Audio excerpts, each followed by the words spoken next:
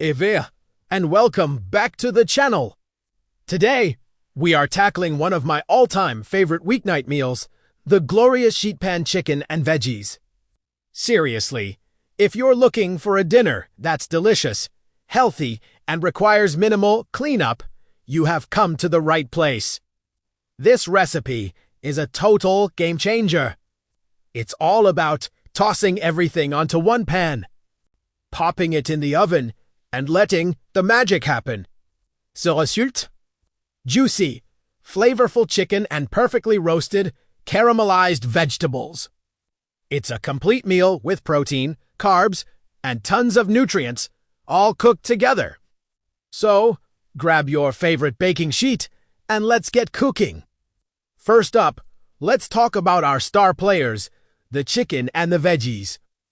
For the chicken, I'm using boneless, skinless chicken breasts. You can also use thighs if you prefer. They have a bit more fat and stay incredibly moist. The key is to cut them into uniform 1-inch pieces. This ensures they cook evenly, and you don't end up with some dry bits and some undercooked bits. Just pat them dry with a paper towel before you do anything else.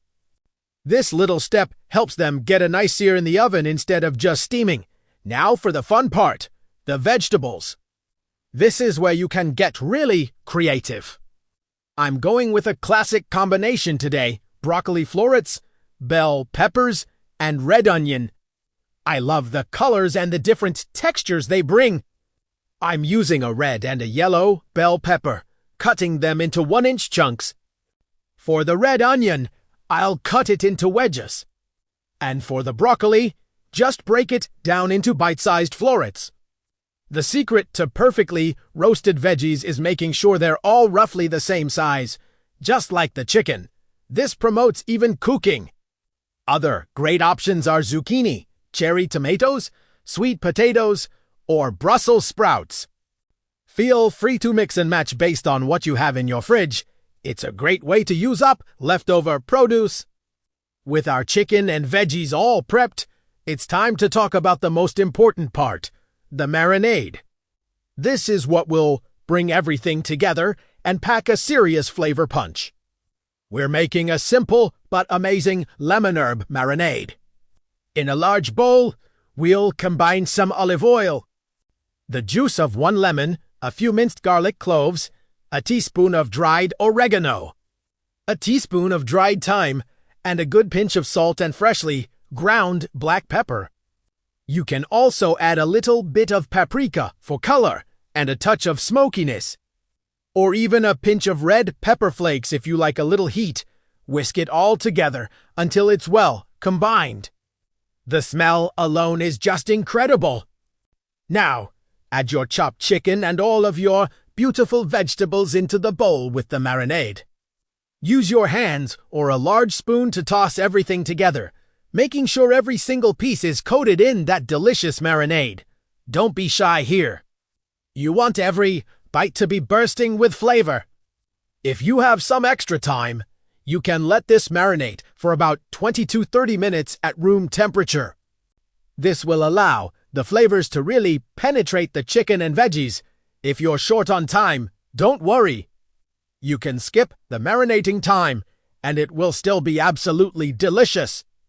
The high heat of the oven will help meld all those flavors together beautifully. All right, our components are ready to hit the pan. Grab a large, rimmed baking sheet.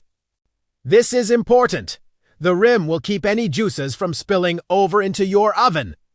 For the easiest cleanup ever, I highly recommend lining your baking sheet with parchment paper. Trust me, you will thank me later when you're not scrubbing a burnt-on mess. Now, spread the chicken and vegetable mixture out onto the prepared baking sheet in a single, even layer. This is a crucial step. If you overcrowd the pan, your ingredients will steam instead of roast, and you won't get those lovely crispy, caramelized edges that we're after. If you have too much for one pan, just use 2. It's better to have 2 perfectly roasted pans than one soggy one. Now we're ready for the oven. Preheat your oven to 400 degrees Fahrenheit or 200 degrees Celsius. That high heat is key to getting that perfect roast. Once it's preheated, slide your sheet pan into the oven on the middle rack. We're going to roast this for about 20 to 25 minutes. About halfway through the cooking time, so around the 10 or 12-minute mark. You'll want to take the pan out and give everything a good stir or flip.